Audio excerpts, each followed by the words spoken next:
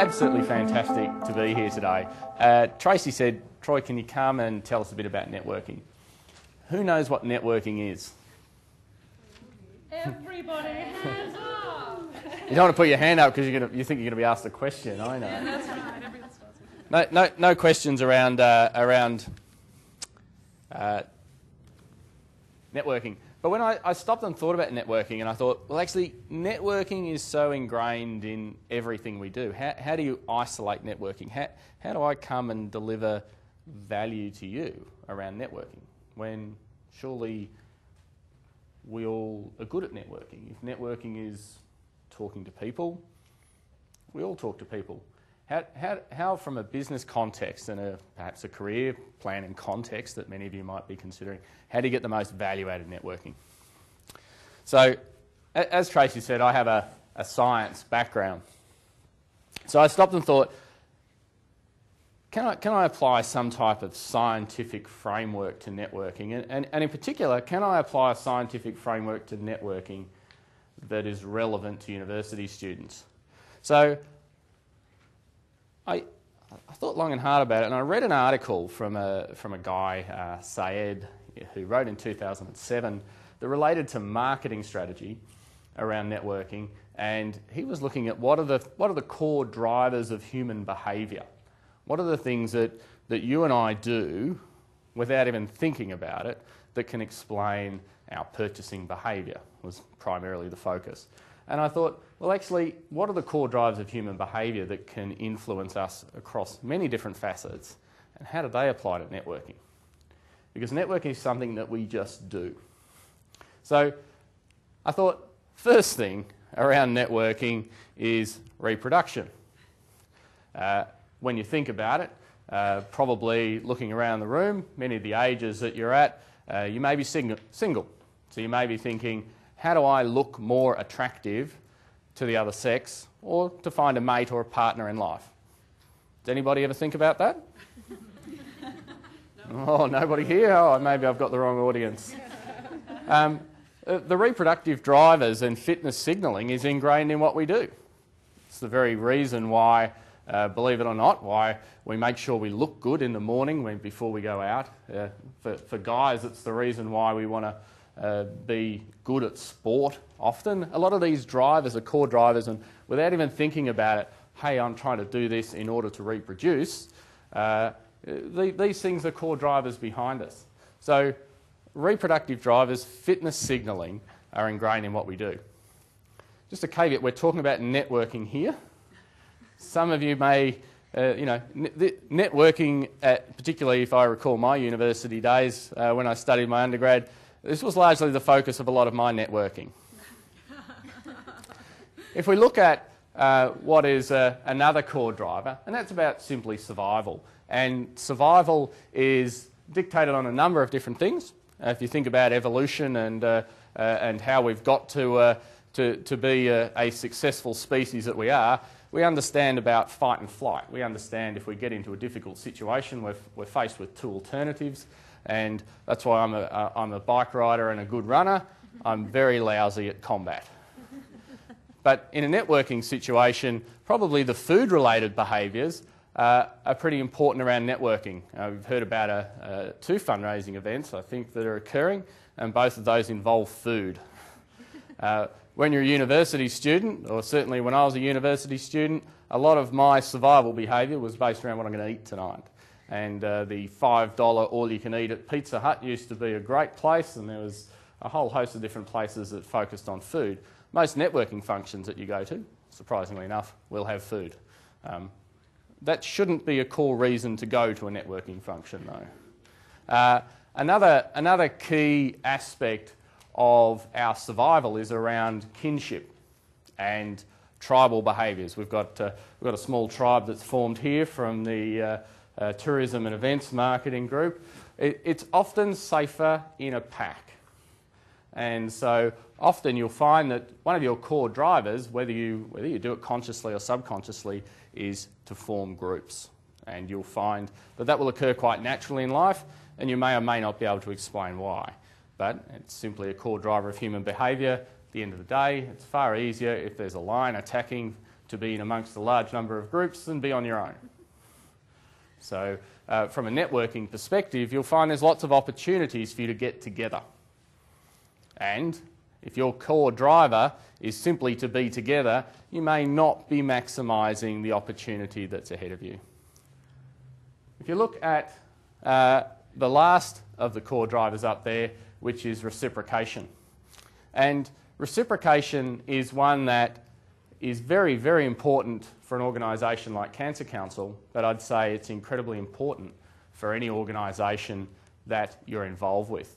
Because reciprocation is the one thing that sits under a lot of the stuff that we do. If somebody does something nice for you, what do you want to do? Do something nice back to them. If you do something good for somebody else, what do you actually expect? That they're going to do something nice back to you. Now, that might be in the form of a thank you. It may be in the form of, if you think about this from a survival perspective, if you're out in the wild and you've just managed to kill yourself a large animal and you share it with your neighbour, you do that probably partly because you're being nice, but there'll be an underlying driver that says, I'm actually doing that because next time they kill an animal, I want some of that.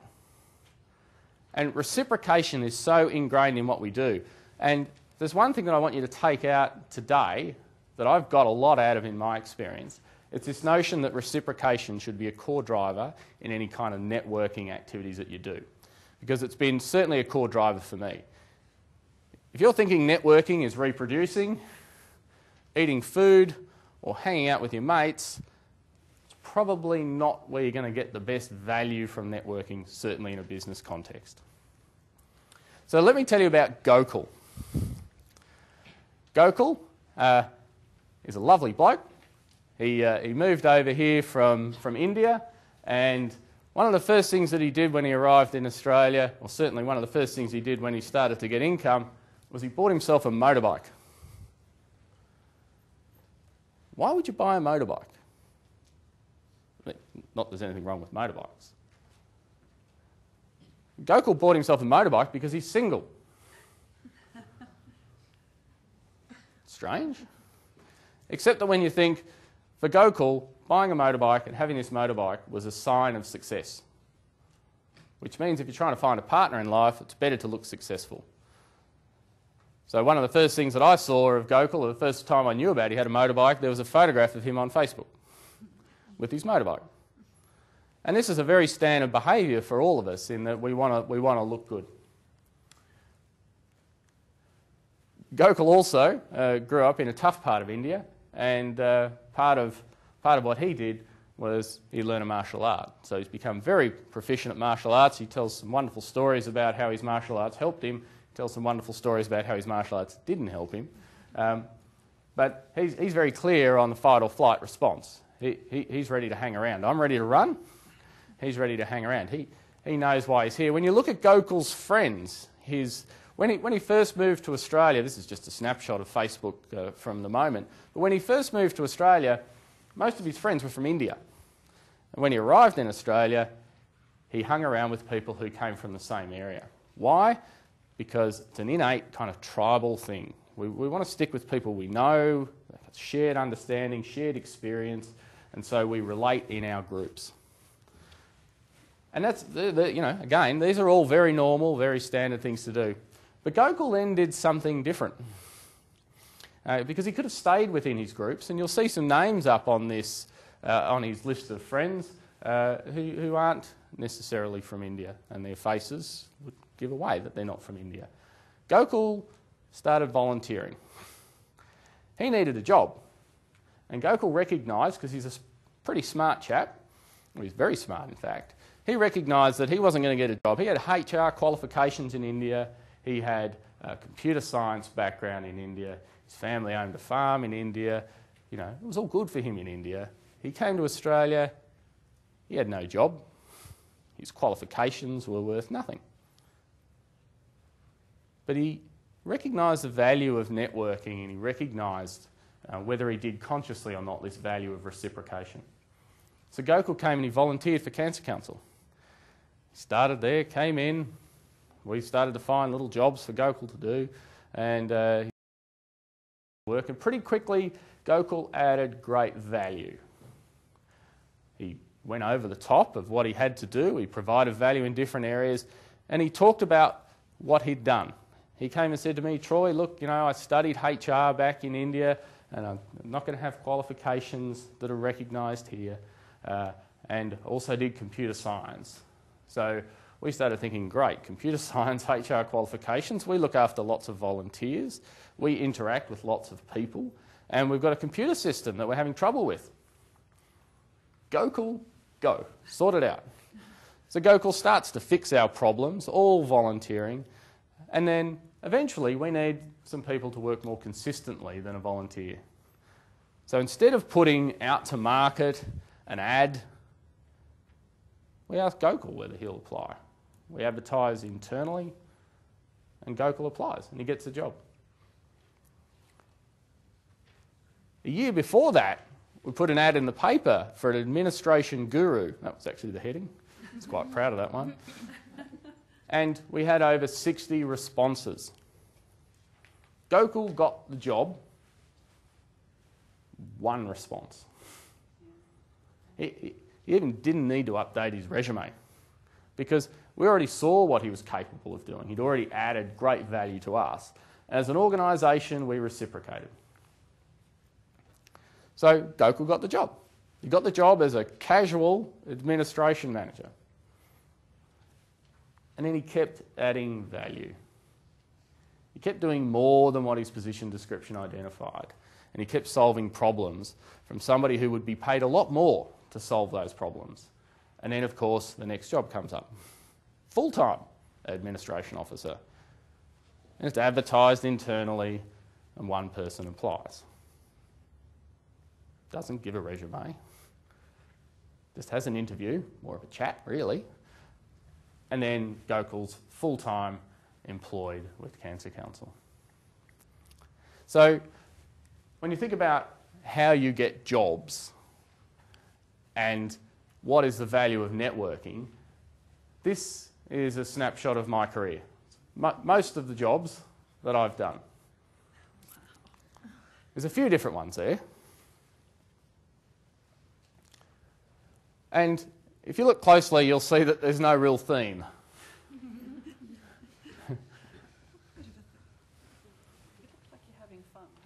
I had a lot of fun.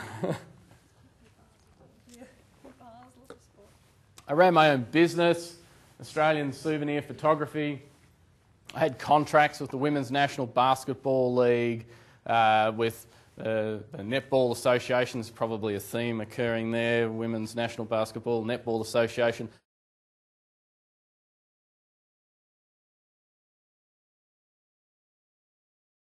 The rest of those jobs came about because I took the time to network. I took the time to ring people up cold and say, hey, can we meet for a coffee? Can we have a chat? Can I come and learn a bit more about your organisation?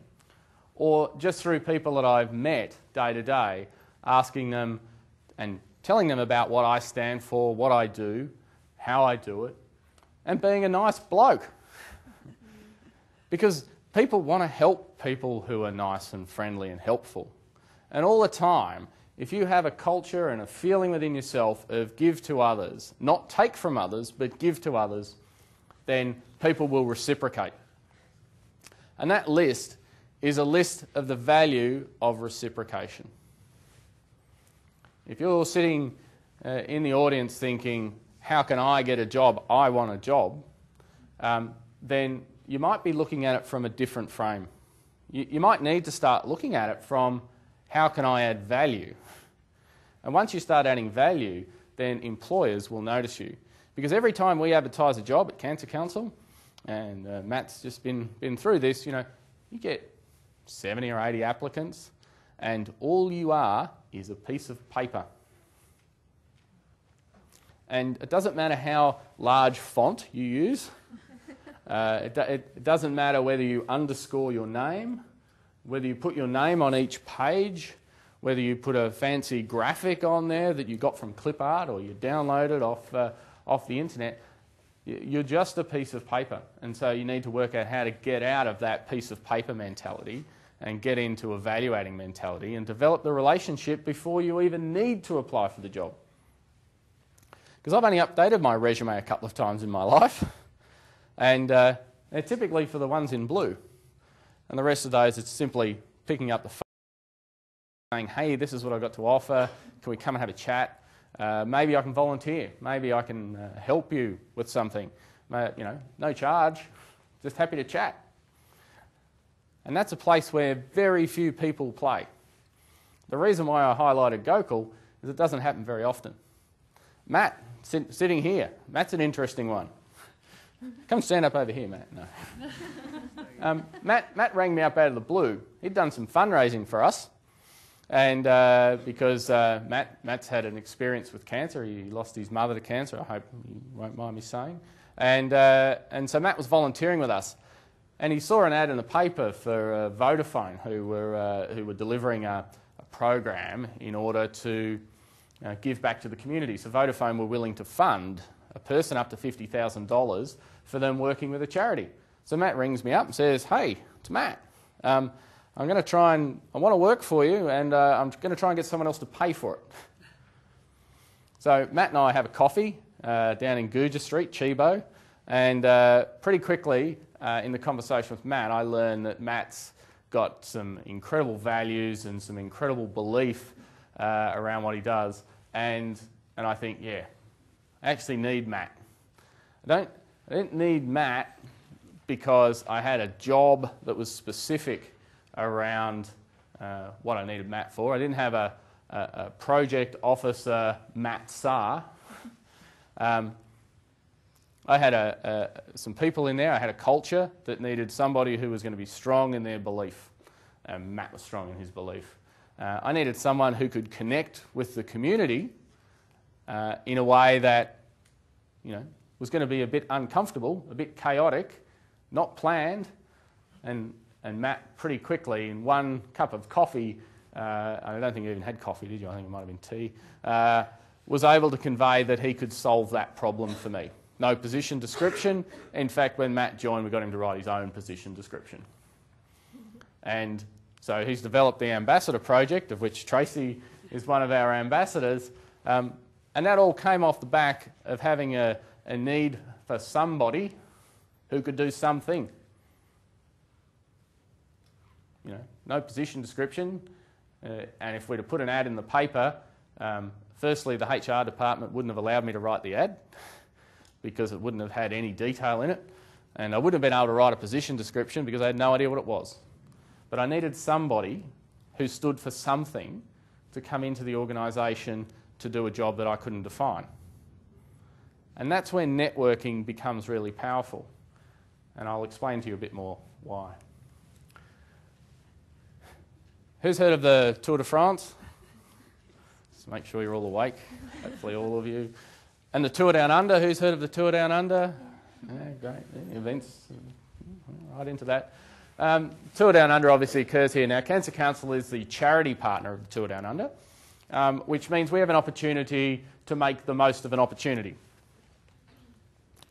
When we started with the Tour Down Under in 2009, we signed a contract, or the formal relationship with Tour Down Under in November 2008, and then it's like, okay, go. Do something. There's no structure to that at all. And we spent our time trying to develop a way of making money and developing relationships out of Tour Down Under. And the good thing about Tour Down Under is you have some great brands involved in it. And we, through simply rocking up at cocktail functions and speaking quietly to people, were able to uncover the opportunities. Skoda here, international brand. The head of Skoda Australia is a guy by the name of Matt Wisner. Matt Wisner happens to be a South Australian guy. His parents happen to live in the same street that I live in. None of which we knew until the second year when I saw all of his Skoda cars parked in the street and thought, what's all that about? What happens in these relationships is that we have no contracts. Often we think, right, let's get a contract. If you had to, has anybody had to apply for sponsorship for anything from any organisations? There's a few hands going up. The hardest thing about writing a letter of sponsorship is the same thing about writing a job application letter, is it goes onto a pile. And you have to try and convey on paper your passion, your commitment, what you stand for as an organisation, and the person on the other end has to get trust out of a piece of paper.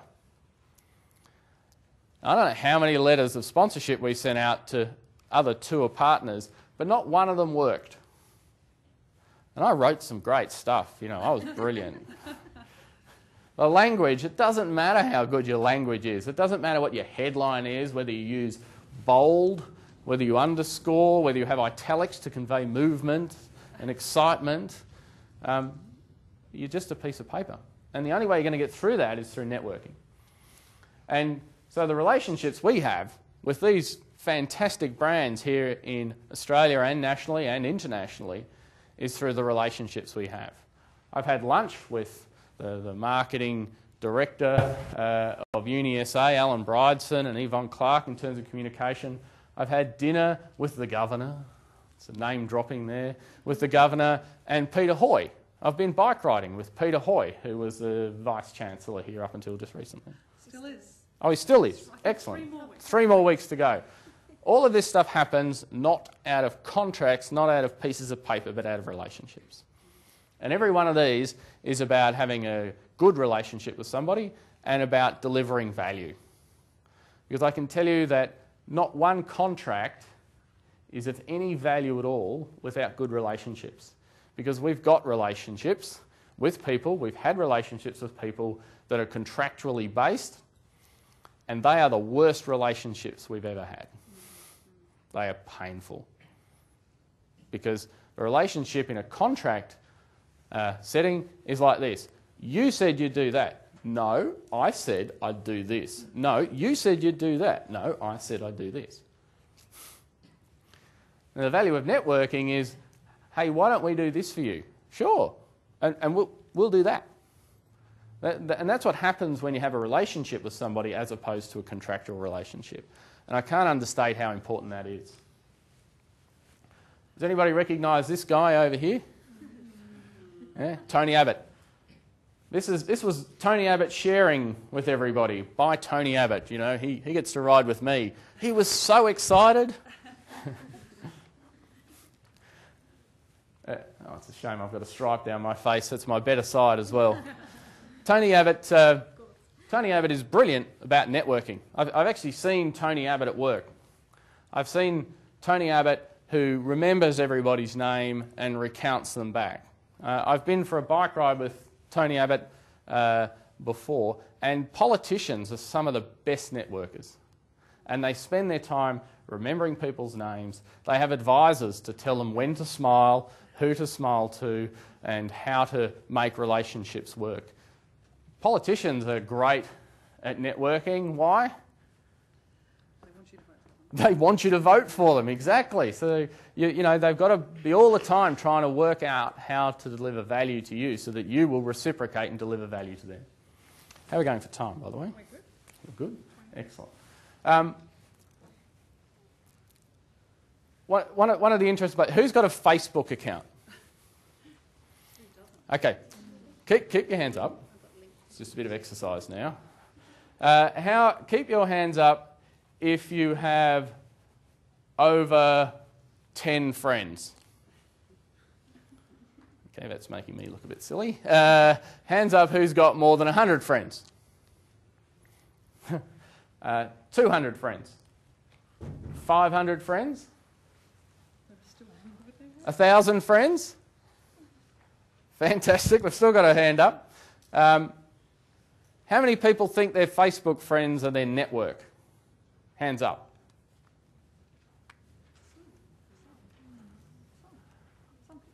What about LinkedIn? How many people are on LinkedIn here?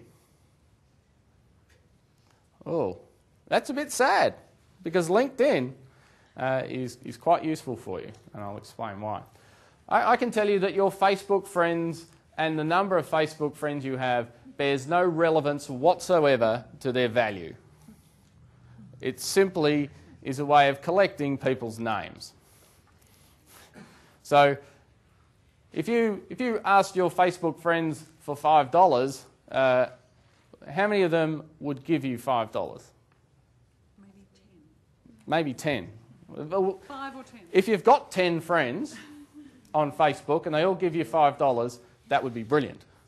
The problem with Facebook is it can lure us into a sense that we know people.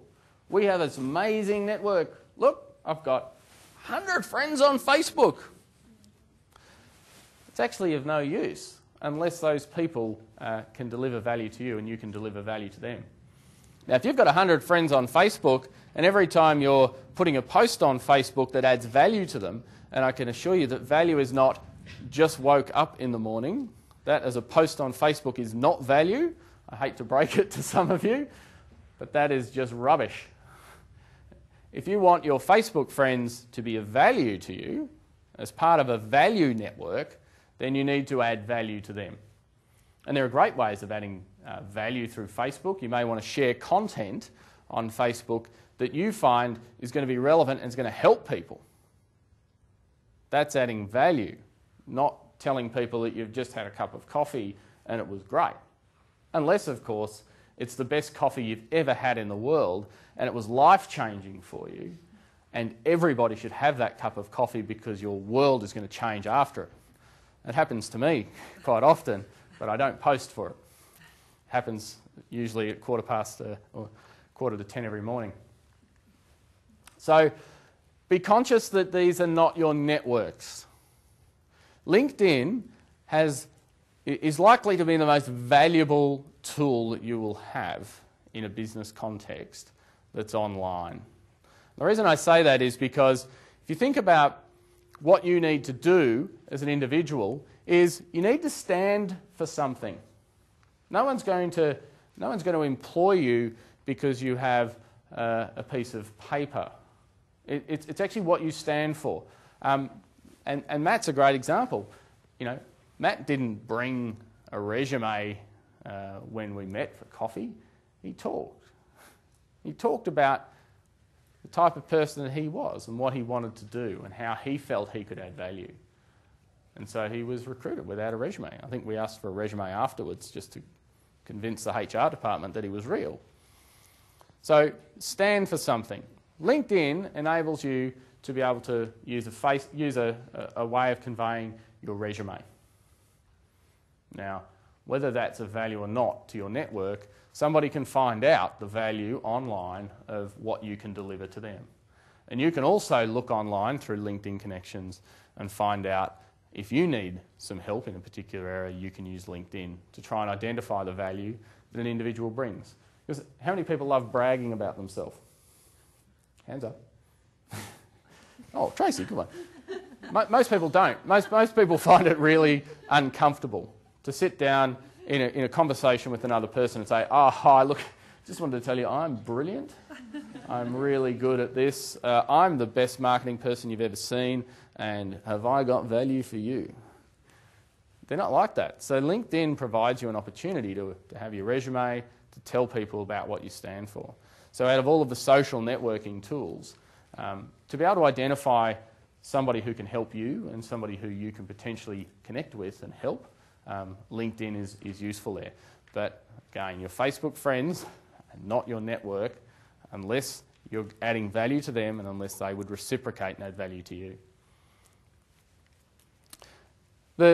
This one is important. You need to be memorable. And you don't need to be memorable by changing the colour of your hair. You don't need to be memorable by doing something crazy and zany when you network with people and when you interact with groups of people. You simply need to be memorable. One of the best ways to be memorable is to carry a business card with you. So that after that conversation that you have with somebody, they remember who you are. How many of you have business cards? Good. Well, there's a few people here. I would suggest that you all should have business cards, or some way of when you have a relationship with somebody, a chance meeting perhaps, or if you're going out to a function representing an organisation or a company or a careers event representing yourself, then you need a way for people to remember who you are. And the more you put on your card, I mean, this doesn't say a lot about me apart from my title and that I work for an organisation called Cancer Council. But if you don't work for an organisation called Cancer Council and you don't have a job title, then you might need to put a little bit more on your card. So think about cards. I've had lots of business cards when I worked for myself, and every time I started my own business, Australian souvenir photography, even when I was at university, I had a way to be able to communicate with people that they could remember.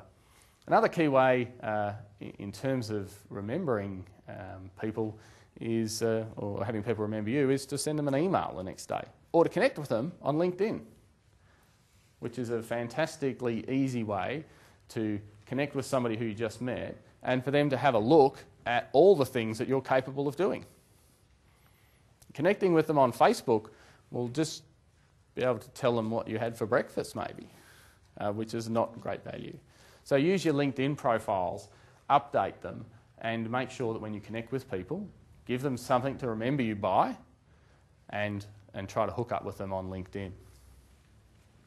The other thing about being memorable is the flip side to being memorable, which is don't be somebody who somebody wants to forget. And there's been plenty of times when people rock up late to first meetings who, my wife's one of these people who wants to be fashionably late to everything because it's fashionable. It's not very fashionable to rock up late to business-related networking opportunities. It actually shows a disrespect of the other person. So always look to be there on time, learn what you can about that individual before you go there or that organisation so that when you hit the ground, you can hit the ground and say, hey, we did this with you guys last year and I just wanted to say thanks.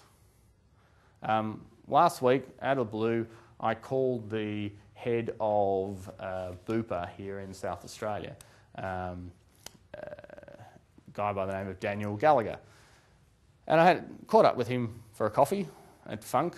I, first of all, had seen him once before at a function just over the table and thought, how am I going to remember this guy? When you do that, you meet somebody and then a week later or 2 weeks later or 3 weeks, and it was 2 months, as the case was, I thought, what does he look like? So I went onto LinkedIn, looked at his profile on LinkedIn, learned a little bit about him on LinkedIn. I wore a daffodil on my jacket so that he would recognise me, so that when you have that first meeting, it's a bit more comfortable. And straight from the get-go, I asked him about networking because I had this talk coming up and I thought, Dan, I've got this talk coming up next week. Tell me what you know about networking. And I can tell you that his stories are very similar to mine in terms of how to get a job. He'd just got that job because he had a relationship. He'd been to the footy with Philip Morton, who runs Morton Phillips employment agency, and Philip Morton gave him a call and said, here's a job, you might want to think about applying for this one. And so he went through the back door that way.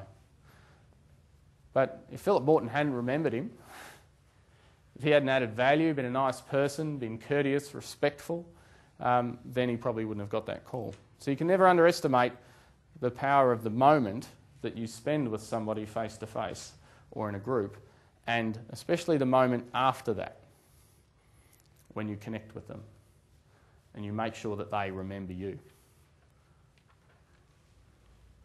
So, out of all the things in my life, there are those kind of 3 things that are important. First one being add value. And I cannot underestimate the benefit that you will get if you give primarily without a reason. If you give in order that hopefully that person may reciprocate, then that's great. I believe you just give, and human nature will take hold, and people will want to give back. If you're giving only to receive, that's in my mind that's not real giving. That's called manipulating. So add value wherever you can, be the best person you can be, and good things will come to you, because that's human nature. Sometimes it won't. But the law of averages, science, will tell you that by being good to other people, you will get goodness back. Maybe not directly, but you will get it. It's important to work out what you stand for. Who are you? What do you do? When you're in front of somebody, how are you going to deliver value to them? What does it mean to be who you are? And I can tell you that that question will take you your life to work out, potentially. And I haven't worked out who I am. You can see by the number of jobs that I've had. I haven't quite nailed that yet. But the value that I deliver and who I am as an individual and the way in which I interact with people will convey a sense of who I am. And when I work for Cancer Council, I wear a badge. I carry business cards in my pocket, and at every opportunity I speak to people about the value of the work that we do as an organisation. And in turn, people reciprocate and they want to be involved and they want to make a difference. Because if you stand for something, if you're passionate about something, that's infectious. And people want to be involved in things that are infectious. I can't go viral. I can get a virus, but I can't go viral. But I can certainly spread and infect people one-on-one with the value that I do and what I do at Cancer Council. So, be memorable, be memorable, be memorable. And try and communicate with people 3 times. Business card, LinkedIn, email. Business card, phone call, next meeting. Whatever you do, I've just made that up because 3 things are always important. Communicate with people 3 times. It's a new word of wisdom. You can trademark that. Try and work out after you've met with somebody how you're going to be able to touch base with them 3 times. There are some people who will fit into the opposite of being memorable and you will want to forget them. In that case, don't connect with them on LinkedIn, don't send them an email, and don't organise another meeting time. And make sure you're not one of those people. So, the one kind of last thing, I think I've got 5 minutes, haven't I? Lucky timing. Last thing that I think is important is to make a difference. And it's one of the things that I joined Cancer Council because I lost my mother-in-law to leukemia within 6 weeks, and my father-in-law took his own life associated with that cancer experience. So that's why I work for Cancer Council. It's why I stand for something. And it's an amazing organisation because it makes a difference. And as Tracy said, she feels good being a part of it. That's kind of, in a way, when you do work for charities and you do work for something you're passionate about, you don't need to get anything back because you get back something in your heart that's worth a lot more. And so I'd say to all of you, and certainly this notion of the different generations hang on, let me just make sure I put our logo up there. You think about Y generation, and I've read a lot of books on Y generation, and the defining quality of Y generation, well, there's a couple. Apparently you have a very effective bullshit meter. So, you know when people aren't telling the truth. And I think that's really important today, that you remain strong about not accepting any rubbish from anybody, and that you do stand for something. You actually want to make a difference. And I think that's really important, and I think that's a great opportunity for all of you to actually stand up and deliver value. You have a great opportunity at the moment to be able to invest in yourselves through a number of different mechanisms. You're all here in the Global Experience Program, so that means that you're actually all one step ahead of a lot of people who are thinking about trying to do the easiest path sounds like you're here to do the right thing. And you have an opportunity to volunteer at the moment through a number of different programs, and it's great to see other people running fundraising events, and I'd encourage you to get behind that for whatever you're doing. And I'd encourage you to get involved with Cancer Council. And I say that not because I'm here to try and sell Cancer Council, but because I think you can get great value out of it. You can get great value out of it because we can reciprocate, as we've demonstrated with different people who've been involved. I think you can feel good in your heart about making a difference, and it's good for your careers as well, because you're going to leave here eventually. Some of you longer than others. I took a long time from university with a piece of paper, and that's it. And I see those resumes all the time, and they're pretty short. And under the section that says other work experience, they're pretty thin. And you're all going to need to be able to get out there and communicate something to potential employers. And you know, it's going to be tough, particularly if it's tough for jobs.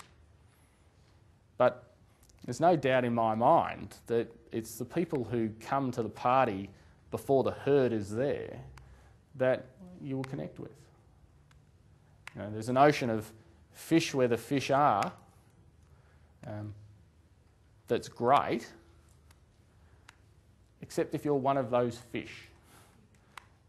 You know, when we advertise jobs, we get hundreds of applicants. But when people come to us and they deliver value and we get to know them, there's only one applicant. And that's the value of networking.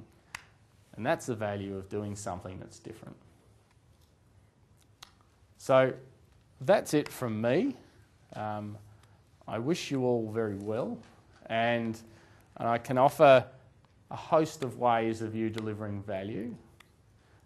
Matt and I are here for the next hour, and we're really happy to chat to you about ways in which we can help you achieve what you need to achieve in terms of your volunteering hours.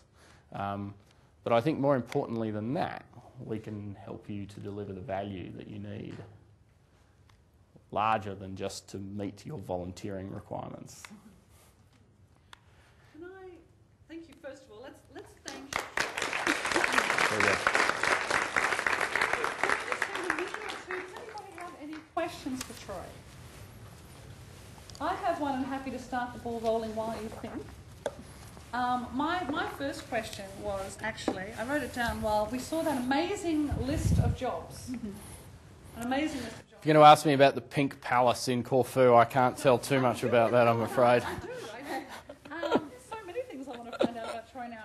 But I was thinking, you know, Troy has such an eclectic background, and I'll be honest, my background is very similar. You know, for the first 10 years or so of my career, I was just doing all sorts of bits and pieces. But the challenge is, and here's my question for you, you had that incredibly eclectic background. There was sport, there was bar work, there was all sorts of, there was freeloading at the zoo, I noticed. When you applied for this more senior position as fundraising manager at the Cancer Council SA, how did you bring it all together and show that you had the skills for that job? I think, you know, in terms of career progression, I don't know where I want to go. You know, I know what I want to do.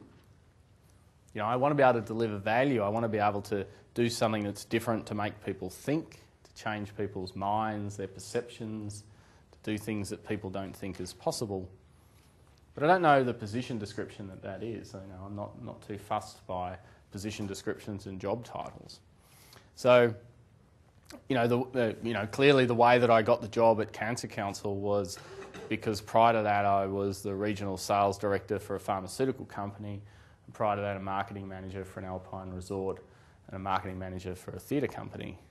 So that's how I got that job. I think when you present your resume, it doesn't look like that. You know, and that's why, you know, if you're picking a job that you want to apply for, you pick the relevant bits. You know, nobody needed to see that I was a station hand on a Western Australian sheep station. in order to get a job as a business development manager at Cancer Council. So that stuff didn't even exist. But it's that stuff, it's all the stuff that you do that you can bring into a job once you get it. And that's why, you know, for people that know me and for people who I have an opportunity to interact with, they can get to know me from a level that the sheep and cattle station thing actually is relevant to the general manager business development role. But on a resume, you go, what the hell have they got that on there for? That's ridiculous. Yeah. Why would you put that on there? Now that's a good segue, and I'm sure most of you met Lynn Salby? Lynn? I think Lynn's been in some of your classes, if not all of them. Lynn's our career services advisor, and Lynn will give you that exact same advice. I've seen on some students' resumes what you did in primary school. You know, I was captain of my primary school. Well, that's very relevant, and it will come in later. It's not something you put on the resume. So it's about picking and choosing the skills and qualities, not lying, not being deceptive, but picking and choosing what's relevant to that particular job. And what I was hoping Troy was going to say was that also thinking about not necessarily what the job was that you did, but what the skills were and the strengths and the way you've developed as a person that came from that eclectic background. Right. What I can tell you, I did have on my resume thanks for reminding me, was I had my strengths. I'd actually undertaken strengths finders as part of an organisational activity many years ago. And so I listed my 5 key strengths on my resume in accordance with that. So, you know, it was a way for me to tie in some of the eclectic mix of jobs and put that into a framework that said, you know, this eclectic mix of jobs, and some of those were more or less relevant to the current role. They have some core elements to them that are really valuable. So, you know, playing to your strengths and capitalising on your strengths, and if you're communicating to people what your strengths are, then they, like my meeting with Matt, identified that he had the strengths that I needed. I didn't know what I needed in terms of the position description and a job title, but I needed the strengths that Matt had. So please join me in thanking TroyFlower.